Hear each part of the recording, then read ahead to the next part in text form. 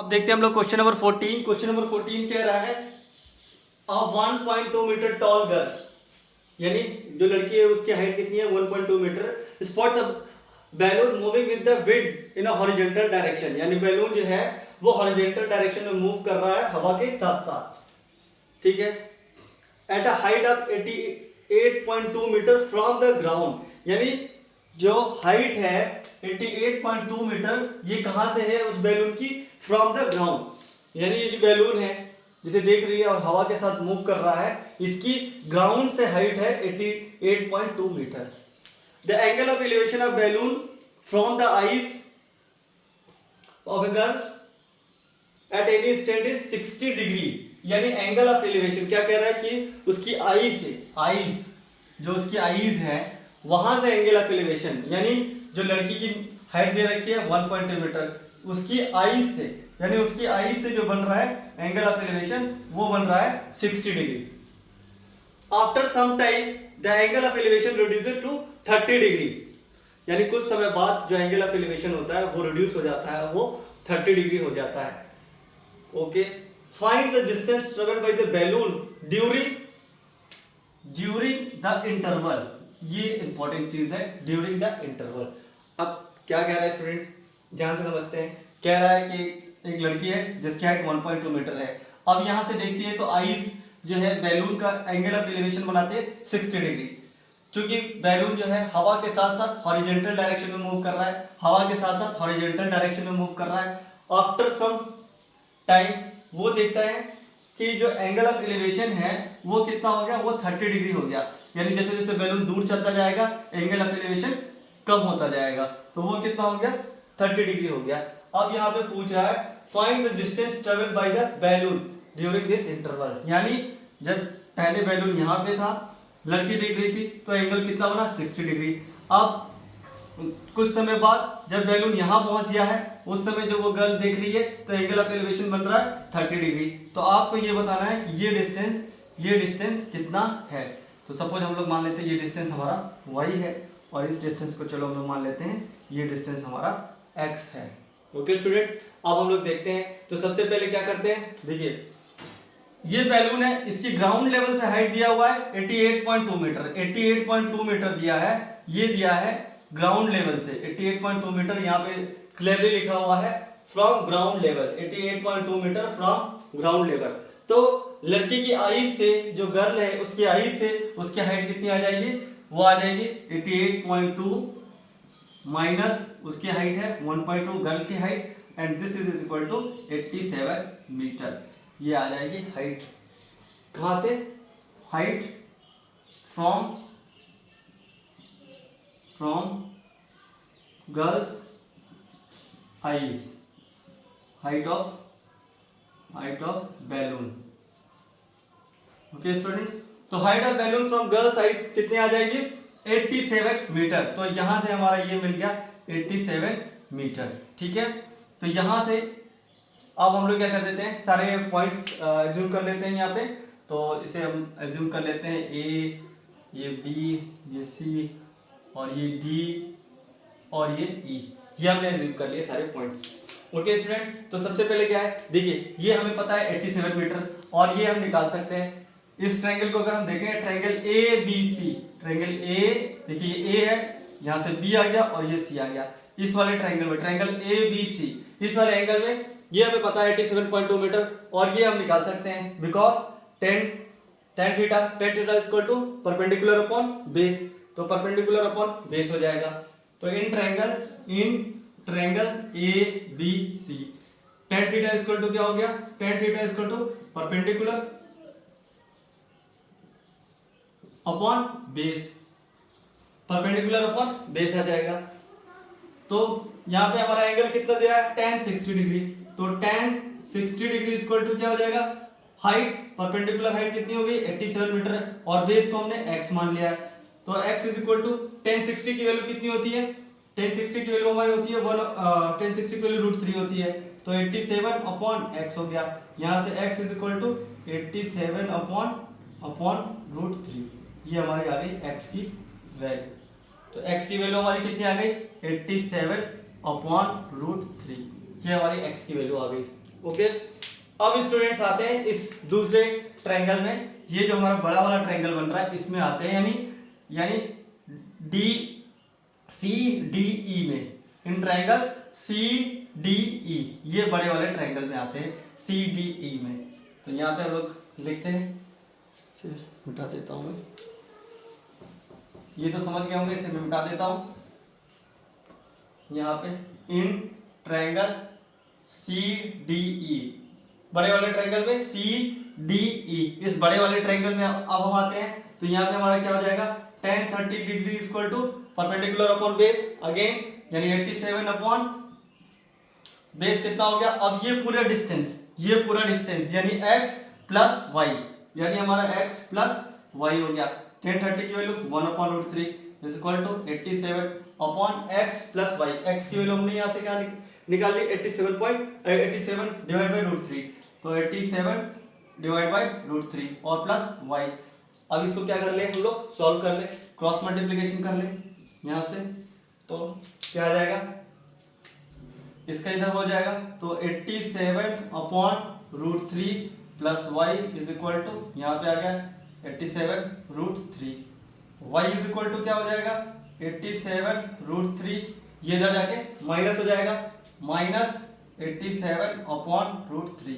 अब इसको क्या करेंगे, इसको हम लोग सॉल्व कर सकते हैं, 87 दोनों में से कॉमन ले सकते हैं, तो 87 दोनों में से कॉमन ले लेते हैं, यहाँ पे आ जाते हैं, ठीक है।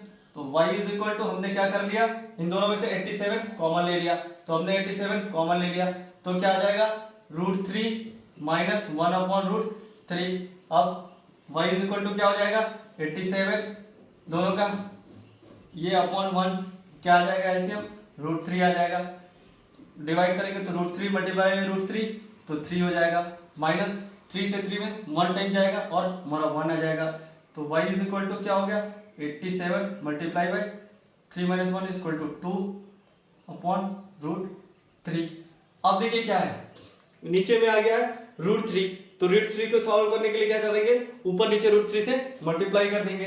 तो ऊपर नीचे हम लोग क्या किया, √3 से मल्टीप्लाई ऊपर और नीचे, तो again y is equal to क्या हो गया 87 मल्टीप्लाई बाई 2 इंटू √3 और 3 का 3 में मल्टीप्लाई, √3 इंटू क्या हो जाएगा 3 आ जाएगा। अब इससे इसको डिवाइड कर दीजिए, तो कितना आ जाएगा 3 दूना 6, 6 हो गया, और 29 multiply by 2 is equal to 58 √3। तो ये आ गई फाइनली आपकी y, यानी ये डिस्टेंस y, और ये डिस्टेंस पूछ रहा था बिकॉज क्वेश्चन में क्या कह रहा है, find the distance travelled by the balloon during the interval, यानी जब लड़की ने यहाँ पे वॉच किया था इस बैलून को और उस समय एंगल बन रहा था 60 डिग्री, और जब यहाँ पे वॉच किया उस समय एंगल बना 30 डिग्री, तो उस टाइम इंटरवल में जब एंगल 60 डिग्री से घट के 30 डिग्री हो गया, उस टाइम इंटरवल, यानी उस टाइम इंटरवल में बैलून ने जितना मूवमेंट किया उस डायरेक्शन में, in the direction of wind, हवा की डायरेक्शन में मोशन हो रहा है, तो हवा की डायरेक्शन में जितना उसने मोशन किया वो डिस्टेंस हमारा y पूछ रहा था, और वो y हमारा निकल के आ गया 58 √3 मीटर में दिया है, तो इसलिए ये भी मीटर में हो जाएगा। तो स्टूडेंट्स इजी क्वेश्चन था, सिर्फ कॉन्सेप्ट ही समझना था। अब हम लोग देखते हैं नेक्स्ट क्वेश्चन। ओके स्टूडेंट्स, तो देखते हैं हम लोग क्वेश्चन नंबर 15। क्वेश्चन नंबर 15 क्या कह रहा है, क्वेश्चन नंबर 15 कह रहा है कि एक स्ट्रेट हाईवे है, ओके, एक स्ट्रेट हाईवे है that leads to the foot of the tower, यानी एक टावर है उसके फुट के पास जाता है। A man standing at the top of the tower, एक आदमी है जो इस टावर के टॉप पे खड़ा है और ऑब्जर्व करता है कार एट एंगल, जो कार है उसका एंगल है एंगल ऑफ डिप्रेशन, ठीक है, यानी जब भी हम ऊपर से नीचे की तरफ देखते हैं तो हमारा क्या बनता है, एंगल ऑफ डिप्रेशन बनता है। तो एंगल ऑफ डिप्रेशन कितना है 30 degree, which is approaching to the foot of tower, यानी जो कार है वो टावर का जो फुट है उसकी तरफ बढ़ रही है with uniform speed.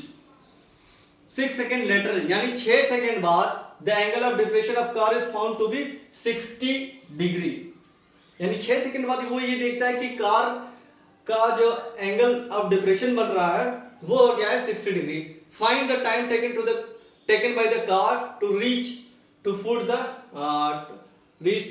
Foot of the tower from this point, यानी उस पॉइंट से अब कार को टावर के फुट तक पहुंचने में कितना टाइम लगेगा। तो स्टूडेंट्स सबसे पहले तो हम लोग क्वेश्चन ही समझते हैं। क्वेश्चन क्या है? क्वेश्चन कह रहा है कि एक टावर है, सपोज ये हो गया हमारा एक टावर, ये हमने टावर ले लिया और इसका नाम हमने दे दिया एबी। इस टावर पे क्या है? इस टावर पे कोई आदमी जो है वो आदमी यहाँ पे खड़ा है, यहाँ पे एक आदमी खड़ा है। ओके, यहाँ पे इस टावर के ये हो गया आपको टावर का टॉप और ये हो गया टावर का फुट। ओके स्टूडेंट्स, तो हमने देख लिया कि टावर का टॉप और वो टावर का हमारा हो गया फुट। तो हमने दोनों चीजें देख ली। अब उस टावर के टॉप पे आदमी खड़ा है, वो क्या देख रहा है कि एक कार आ रही है, जो टावर की तरफ एक कार आ रही है, उसका एंगल ऑफ डिप्रेशन जो है वो है 30 डिग्री। ओके, यानी एक कार आ रही है जो इधर की तरफ, उसका जो है एंगल ऑफ डिप्रेशन ये है, वो है एंगल ऑफ डिप्रेशन ये है 30 डिग्री। ठीक है, ये कैसे होगा? ये यहां पे बनाते हैं। ठीक है, देखिए जो आदमी है वहां से क्या करेंगे? हॉरिजॉन्टल लाइन ड्रॉ करेंगे, हॉरिजॉन्टल लाइन ड्रॉ करेंगे और ये वाला जो एंगल होगा, ये एंगल जो हमारा बनेगा इसको बोलते हैं एंगल ऑफ डिप्रेशन और ये होता है हमारा 30 डिग्री। यहाँ पे आदमी है, आदमी की ये आईज है, जो आदमी यहाँ पे खड़ा है उसकी आईज है और हॉरिजॉन्टल लाइन, और हॉरिजॉन्टल लाइन से नीचे कितना डिग्री नीचे उसको अपनी आईज को झुकना पड़ रहा है देखने के लिए इस कार को। जो कार है इस पॉइंट पे, सपोज ये पॉइंट हम लोग ले लेते हैं P, ये कोई पॉइंट है P। ठीक है, तो वहां से देखने के लिए तो ये एंगल ऑफ डिप्रेशन कितना हो गया? 30 डिग्री। ओके स्टूडेंट्स, अब क्या कहा कि 6 जो कि यूनिफॉर्म स्पीड से चल रही है, यूनिफॉर्म स्पीड से चल रही है। अब कहता है कि 6 सेकेंड लेटर, 6 सेकेंड बाद वो देखता है कि एंगल ऑफ डिप्रेशन जो कार का है वो 60 डिग्री हो गया है। यानी अब उस कार को देखने के लिए और ज्यादा एंगल बनाना पड़ रहा है, यानी कार क्या हो गई है? कार जो है अब और ज्यादा नजदीक आ गई है। ये हो गया angle of depression, next time कितना हो गया? 60 डिग्री हो गया। ठीक है, यहां से और ज्यादा एंगल बनाना पड़ रहा है और एंगल ऑफ डिप्रेशन कितना हो गया? 60 डिग्री। तो ये 60 डिग्री हो गया, तो ये भी कितना हो जाएगा? 60 डिग्री। ओके स्टूडेंट्स, देखिए स्टूडेंट्स कुछ नहीं, सिंपल सा है। जो हम लोग आइस यानी जहां से देख रहे हैं उस लाइन को हॉरिजॉन्टल लाइन मानते हैं और ये हमारा ग्राउंड लेवल है, ये भी हमारा हॉरिजॉन्टल लाइन है। तो ये लाइन जो बन रही है, ये लाइन हमारी क्या है? ट्रांसवर्सल लाइन है और ये भी लाइन हमारी ट्रांसवर्सल लाइन हो गई। तो जब भी दो पैरेलल लाइंस को एक ट्रांसवर्सल लाइन कट करती है तो ये दोनों एंगल आपस में बराबर होते हैं सॉरी, ये दोनों एंगल आपस में बराबर होते हैं और इन दोनों एंगल्स को क्या बोलते हैं? आप कमेंट सेक्शन में लिख के बताइए कि ये दोनों एंगल जब दो पैरेलल लाइंस है और एक ट्रांसवर्सल लाइन इसे कट करती है तो ये एंगल और ये एंगल आपस में बराबर होते हैं और इन एंगल्स को क्या कहते हैं? आप कमेंट सेक्शन में बताइएगा। ठीक है स्टूडेंट, तो ये दोनों एंगल बराबर हो गए, ये इसी तरह ये 60 डिग्री और ये 60 डिग्री हो गया। अब इन पॉइंट्स को नाम दे देते हैं और B और P और इसको सपोज हमने Q दे दिया। ठीक है स्टूडेंट्स, अब तो चलो स्टूडेंट्स इसको सॉल्व करते हैं। सपोज ये जो हाइट है इसको हम लोग h मान लेते हैं और इसको x1 डिस्टेंस यहाँ से लेके यहाँ तक x1 और यहाँ से यहाँ तक x2 मान लेते हैं। ठीक है स्टूडेंट्स, हमने क्या किया? इस डिस्टेंस को x1 मान लिया, इस डिस्टेंस को Q पॉइंट से B पॉइंट तक के डिस्टेंस को x2 मान लिया। अब ये कह रहा है क्वेश्चन में कि जब उसने देखा कि next time angle of depression 60 degree हो गया, अब इस पॉइंट यानी Q पॉइंट से जो टावर का फुट पॉइंट है B पॉइंट, Q पॉइंट से जो टावर का फुट पॉइंट है B पॉइंट, यहां से यहां तक पहुंचने में उस कार को कितना समय लगेगा? तो समय निकालने से पहले हम लोग क्या निकाल लेते हैं? डिस्टेंस निकाल लेते हैं। डिस्टेंस निकाल लेंगे उसके बाद हम लोग समय निकालेंगे। तो सबसे पहले देखते हैं कौन सा? इन ट्रायंगल, ये वाला ट्रायंगल ले लेते हैं हम लोग। ये पॉइंट्स को टॉप है, इस पॉइंट को ए नाम दे दिया है। तो ए बी, सबसे पहले हम लोग कौन सा ट्रायंगल लेंगे? सबसे पहले हम लोग ट्रायंगल लेंगे ए बी और क्यू। तो in triangle A B and Q, A B and Q, इस वाले ट्रायंगल में ए बी एंड क्यू। तो यहाँ पे क्या हो जाएगा? tan theta, tan theta equal to क्या हो जाएगा? Perpendicular upon base. तो यहाँ पे tan थीटा इक्वल टू क्या होता है, परपेंडिकुलर अपॉन बेस। तो यहाँ पे कितना एंगल है, tan 60 डिग्री। तो tan 60 degree equal to perpendicular यहाँ पे क्या है, h अपॉन बेस। बेस क्या है, x2। तो tan 60 डिग्री की वैल्यू कितनी हो गई, tan 60 डिग्री इक्वल होता है √3 equal to h upon x2। तो h इज इक्वल टू हमारा क्या आ जाएगा, √3x2। ओके स्टूडेंट्स, तो यहाँ पे हमारा h इज इक्वल टू क्या हो गया, h हमारा आ गया is equal to √3 into x2 और इसमें रिलेशन आ गया। देखिए स्टूडेंट्स, इस वाले ट्रायंगल को जब हम लेते हैं ए बी एंड क्यू, ये वाले ट्रायंगल को जब हम लेते हैं तो ये हमारा 60 डिग्री दिया है। और tan थीटा इक्वल टू क्या होता है, परपेंडिकुलर अपॉन बेस। थीटा के सामने वाला हमेशा क्या होता है, परपेंडिकुलर होता है। तो ये आपका है परपेंडिकुलर और ये आपका x2 है बेस। तो tan theta is equal to perpendicular upon base यानी h अपॉन x2, यानी यहां से हमारा h इज इक्वल टू आ गया √3x2।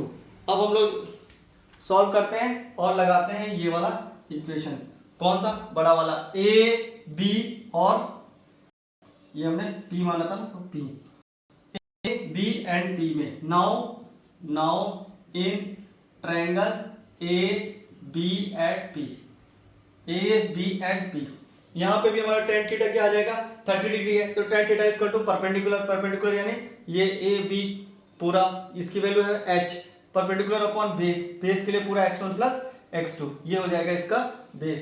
तो tan 30 degree is equal to perpendicular हमारा क्या है, h upon base x1 plus x2 और h की वैल्यू यहाँ से क्या आ गई है, √3x2। tan 30 डिग्री की value 1 upon √3 is equal to √3x2 upon x1 plus x2। तो ये यहाँ से हमारा रिलेशन मिल गया।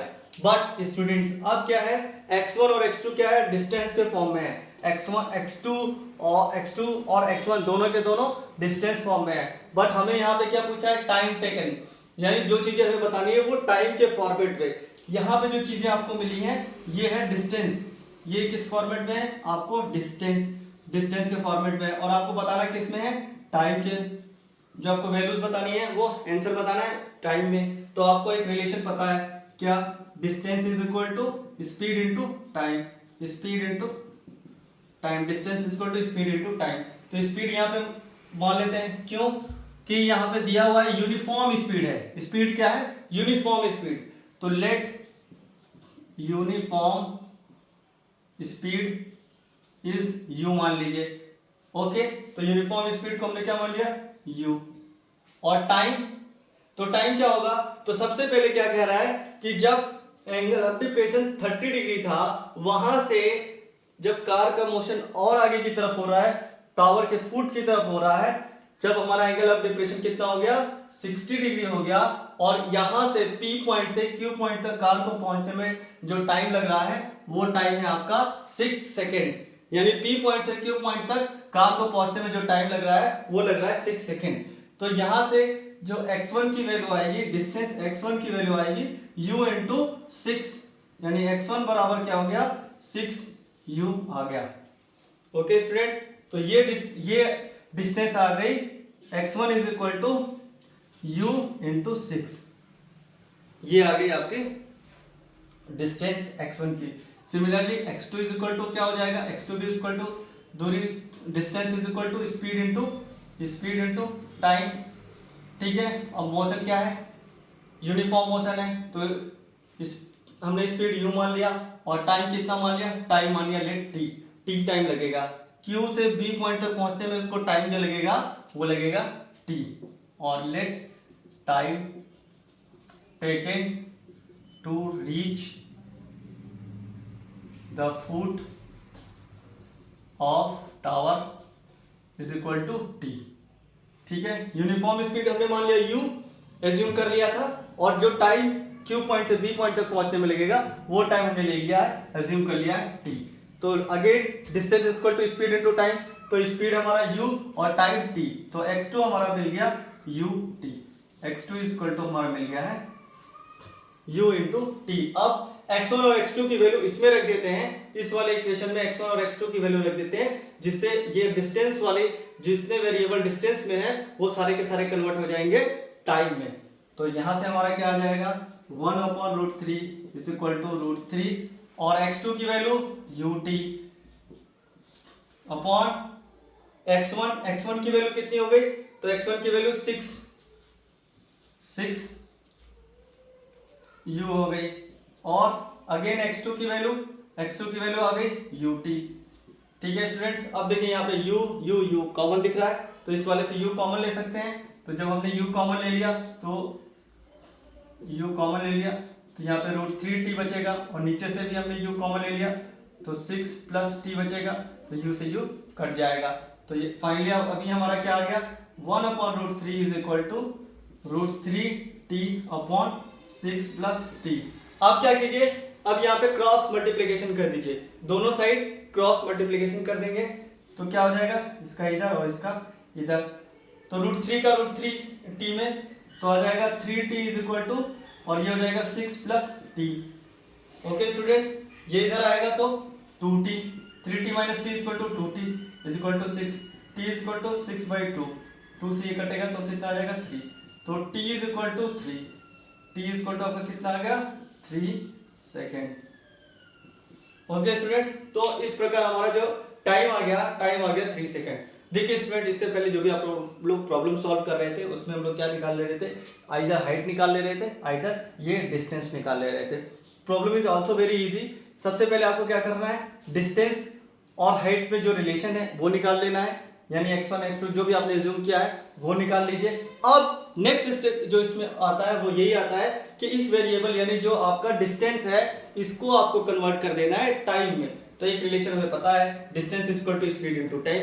इस रिलेशन से हम लोग इसको टाइम में कन्वर्ट कर देंगे और ये हमारा फाइनली आंसर जो है वो टाइम में आ गया। अगर इससे किसी दूसरे फॉर्मेट में पूछा होता, अगर स्पीड में या किसी भी दूसरे में, तो इसी रिलेशन को हम लोग उस जो क्वेश्चन में पूछा हुआ है उस वेरिएबल पे ले जाएंगे कन्वर्ट करके और आंसर को लाएंगे। तो स्टूडेंट्स, अब हम लोग चलते हैं नेक्स्ट क्वेश्चन की तरफ, question number 16।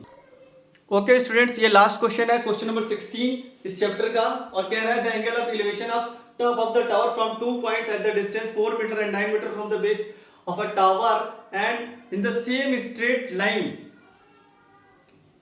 With it are in complementary. यानी जो एंगल दिए हुए हैं वो एंगल क्या है, कॉम्प्लीमेंट्री एंगल है। जो बेस ऑफ द टावर है वहां से 4 मीटर और 9 मीटर की डिस्टेंस है। Prove that the height of tower is 6 metre. यानी आपको हाइट ऑफ टावर जो है वो आपको 6 मीटर प्रूव करना है। तो देखते हैं स्टूडेंट, सबसे पहले बना लेते हैं। मान लीजिए ये हो गया टावर हो गया, और टावर का ये हो गया आपका टॉप, और ये हो गया इसका बेस हो गया। ठीक है, अब इसको हम लोग लिख लिया टावर, ये हो गया हमारा टावर, टावर का टॉप हो गया और ये बेस हो गया।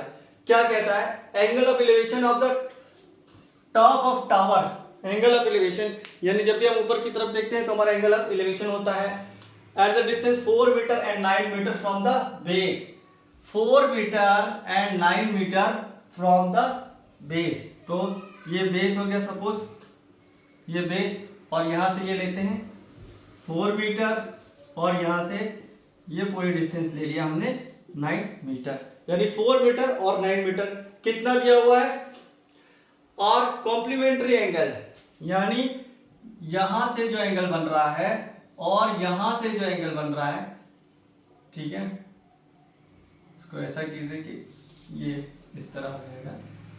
ओके, ठीक है स्टूडेंट्स, तो ये एंगल और ये एंगल क्या बन रहा है, कॉम्प्लीमेंट्री एंगल।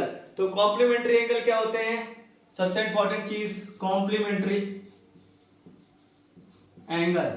कॉम्प्लीमेंट्री एंगल क्या होते हैं, कॉम्प्लीमेंट्री एंगल जब सम ऑफ टू एंगल्स क्या होता है 90 डिग्री, यानी सम ऑफ टू एंगल्स जो है इज इक्वल टू 90 डिग्री। जो दो एंगल हैं उनका सम 90 डिग्री होगा।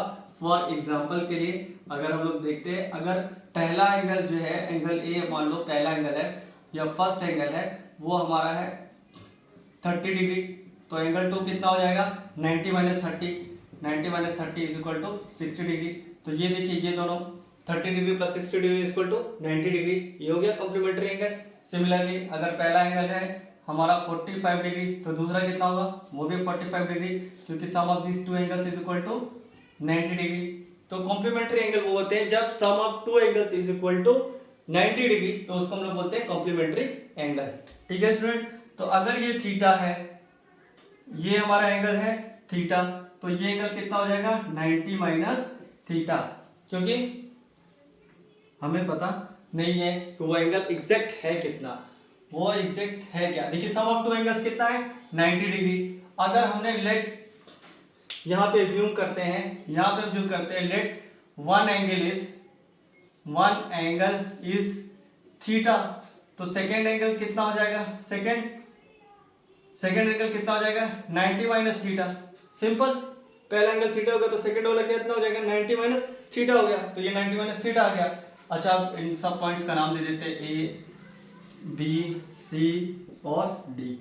ठीक है स्टूडेंट, तो सबसे पहले ये वाला ले लेते हैं, और इसमें टावर की हाइट को हम लोग क्या मान लेते हैं, एच मान लेते हैं। सपोज एच मान लिया टावर की हाइट को। ठीक है, तो